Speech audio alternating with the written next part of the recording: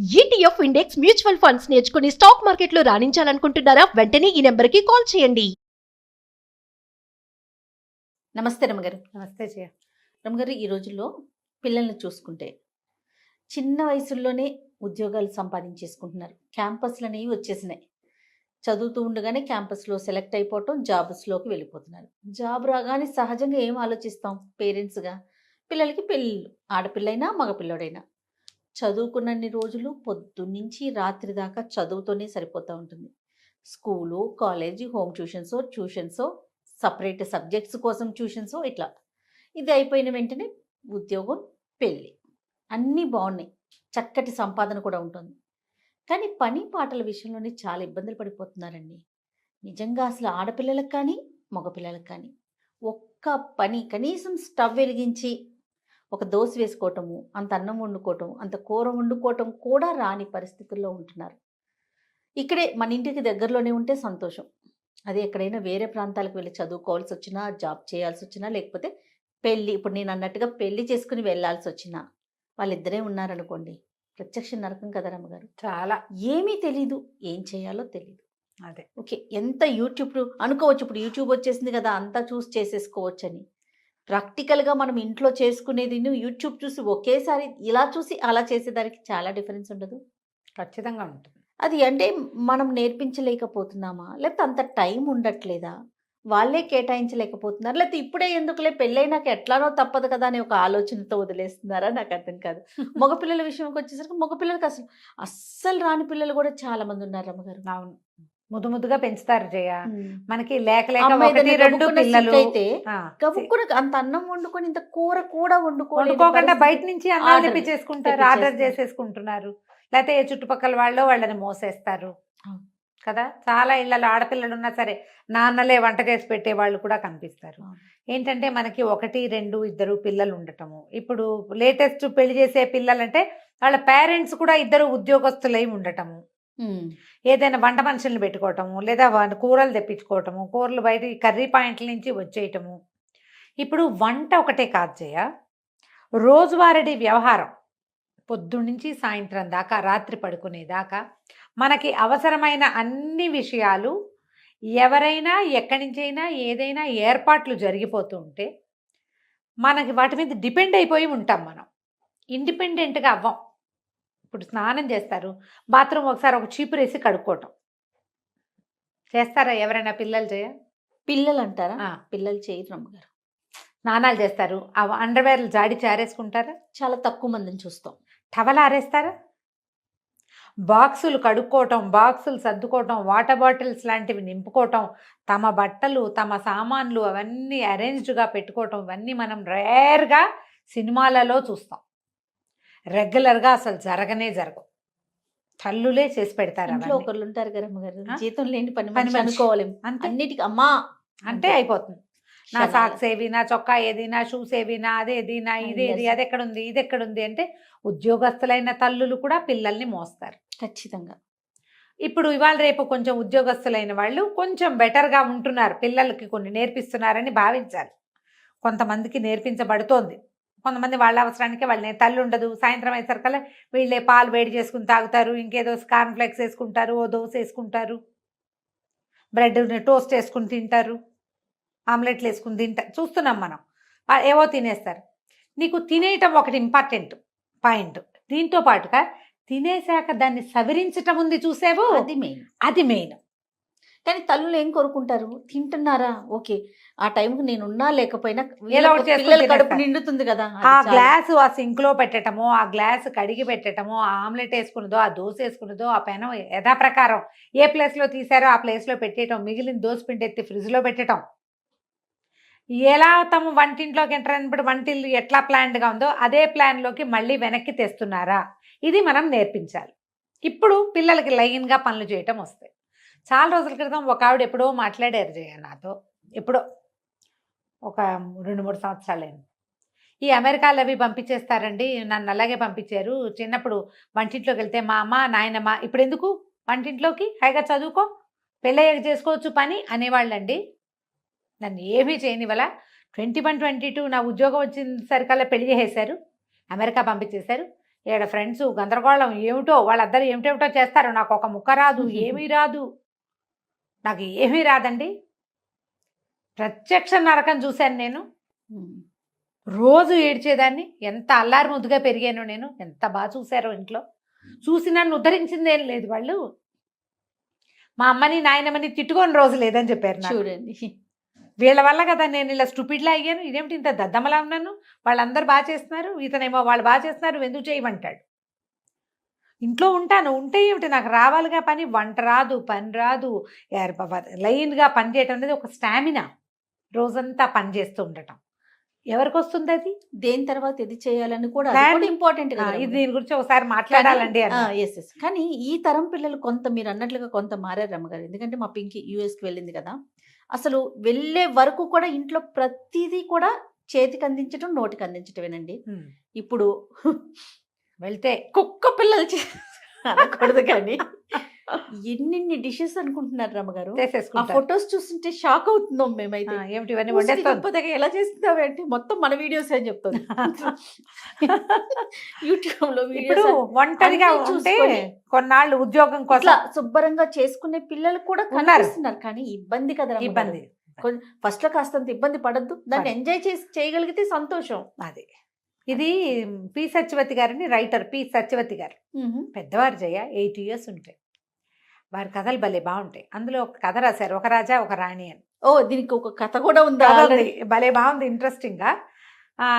అమ్మాయిని వాళ్ళ అమ్మ అది ఎప్పుడే ఇంజనీరింగ్ అయింది, కాలేజీలో చేరి అది ఆఫీస్లో చేరింది, క్యాంపస్ సెలెక్షన్ ఎంతో బాగుంది. అది ఫ్రెండ్స్తో మాట్లాడుకుంటుంటే పని పిల్ల వస్తుంది, జ్యూస్ ఇస్తుంది, జ్యూస్ తాగాక జ్యూస్ గ్లాస్ పట్టుకెళ్తుంది. వంట ఆవిడ వంటింట్లో వంట చేస్తుంది. పెళ్లి చూపులు అరేంజ్ చేసాం, నువ్వు రా, నీకు దీని దగ్గరికి బీరువా దగ్గరికి ఏం బట్టలు వేసుకోవాలో చెప్తానంటుంది వాళ్ళమ్మ. ఈ ఫోన్లో కబుర్లు చెప్పుకుంటూనే వాళ్ళ అమ్మ దేవతోటి వెళ్ళి రేపు పెళ్లి వాళ్ళు వస్తే వేసుకోవాల్సిన డ్రెస్సు, దానికి మ్యాచింగ్ నగలు, కావాలంటే ఇంకో డ్రెస్సు కుట్టిద్దాం, అన్నీ వాళ్ళ అమ్మే అరేంజ్ చేసింది. పెళ్లి చూపులు, పెళ్ళైపోయింది. పెళ్ళైపోయిన తర్వాత ఏమిటి ఇప్పుడు ఎవరైనా వస్తే ఏం బట్టలు వేసుకోవాలో అమ్మే చెప్పాలి. దాని మీదకి నగేం పెట్టుకోవాలో, చెవులకి ఏం పెట్టుకోవాలో, ఎలాంటి వేసుకోవాలో, చెప్పులు ఏం వేసుకోవాలో అమ్మే.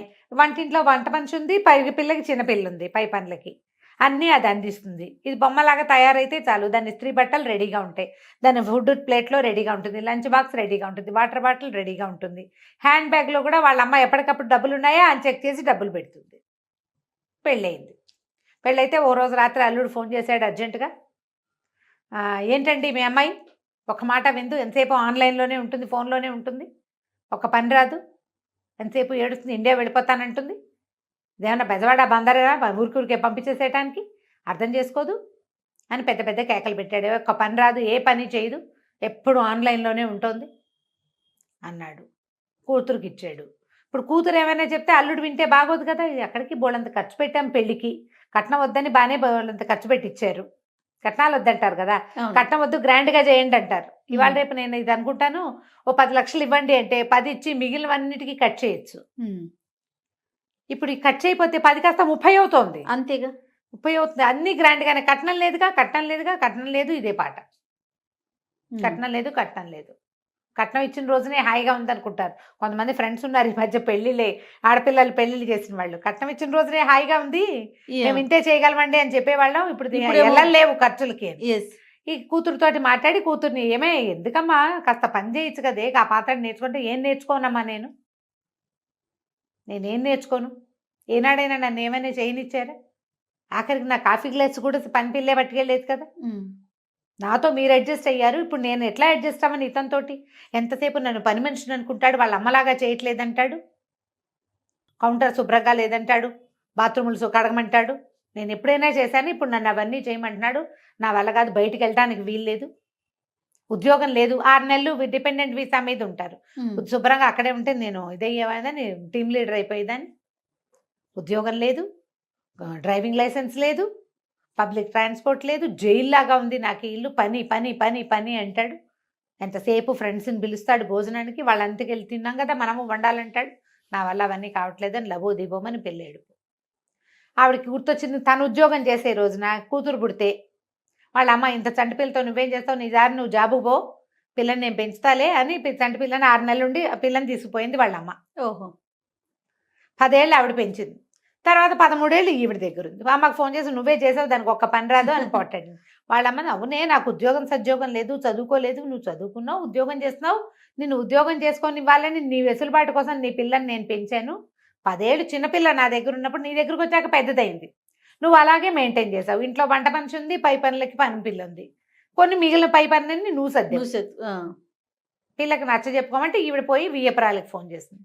వియ్యపురాలతో మాట్లాడితే వియ్యపురాలు ఏరా ఏమిట్రా కాస్త ఆలోచించు, కొంచెం హెల్ప్ చేయండి. ఏం హెల్ప్ చేయాలమ్మా, ఇవన్నీ చేయలేకే కదా నేను పెళ్లి చేసుకుందంటాడు కొడుకు. అనేసరికల్ మరి పని చేయాలంటే నువ్వు చదువుకున్న పిల్లని ఎందుకు కావాలనుకున్నావురా అంటే ఏమో నాకేం తెలుసు, అన్నీ మంచివి, కాలేజీ ఇంటర్మీడియట్ కాలేజీ మంచిది మీరే సెలెక్ట్ చేశారు, డిగ్రీ ఇంజనీరింగ్ కాలేజీ మంచిది ఇదే మంచిది అన్నారు, 4 క్యాంపస్లు వస్తే ఇదే మంచిదని ఓ క్యాంపస్కి పంపారు, 6 డజన్ కాలేజీల్లో సీట్ వస్తే ఈ కాలేజీయే మంచిదన్నారు, ఈ సంబంధం మంచిదని నువ్వు చెప్పావు, నేను చేసుకున్నా అంతే. నాకు కావాల్సినవన్నీ మీరు అవన్నీ సరిగ్గా చేసినప్పుడు ఇది కూడా సరిగ్గా చేసి ఉండాలిగా మీరు అనేసాడు. ఈ పిల్ల ఏడ్చుకుంటూ వాళ్ళ ఫ్రెండ్కి ఎవరికో ఫోన్ చేసింది. నేనేం చేయను, నాకు అర్థం కావట్లేదు, ఇది ఒక జైల్లాగా ఉంది, ఎంతసేపు పని అంటాడు, హెల్ప్ చేయమంటే ఇవన్నీ చేయకుండా ఉండడానికే నేను పెళ్లి చేసుకున్నానని చెప్తున్నాడు సిగ్గు లేకుండా.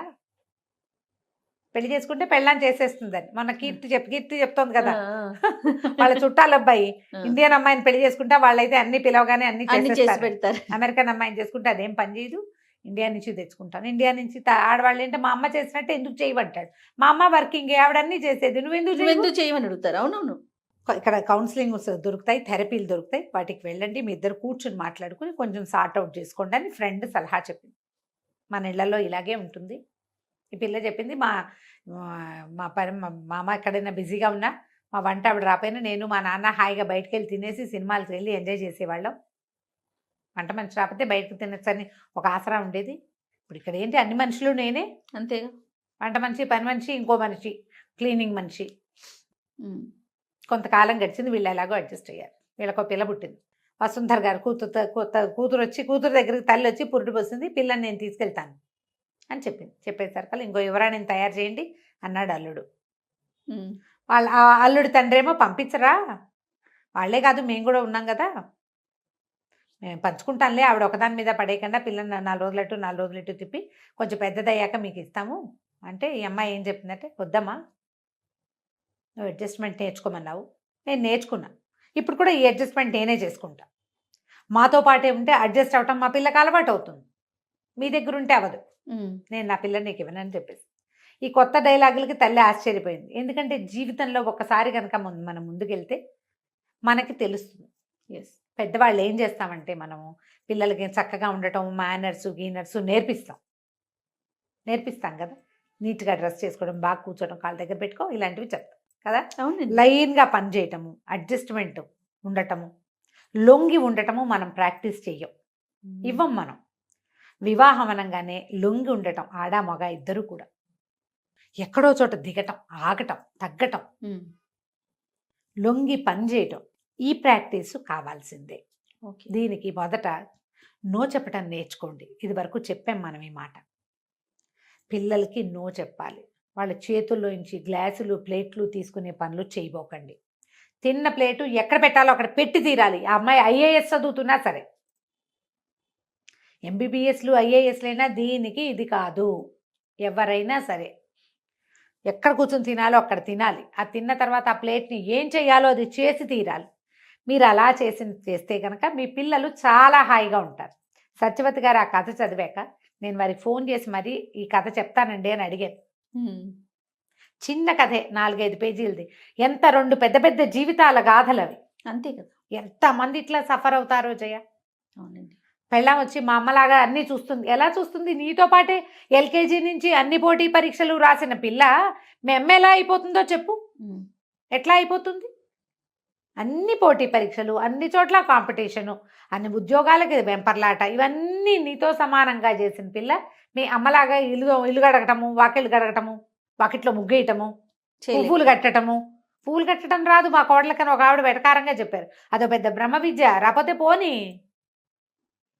వరకు నేర్చుకునేవాళ్ళం చిన్నప్పుడు. ఎండాకాలం పువ్వులు కట్టడం నేర్చుకోవటం, ముగ్గులు వేయటం నేర్చుకోవటం, మెహందీ పెట్టడం, అవన్నీ నేర్చుకునేవాళ్ళం. ఇప్పుడు అసలు ఏవి పిల్లలకి, వాళ్ళకి ఇంట్రెస్ట్ ఉంటే నేర్చుకుంటారు, లేకపోతే లేదు. అవి వాటికంటే చాలా అవసరం ఏంటంటే రోజువారీ ఇల్లు నడిపే చతురత కావాలి కదా, కావాలిగా. అవునండి, అవి నేర్పించండి, ఆడకి మగకి కూడాను. డెఫినెట్. ఆలోచించండి ఇలాగా. రైట్ రామ్ గారు, నమస్తే. నమస్తే జీ.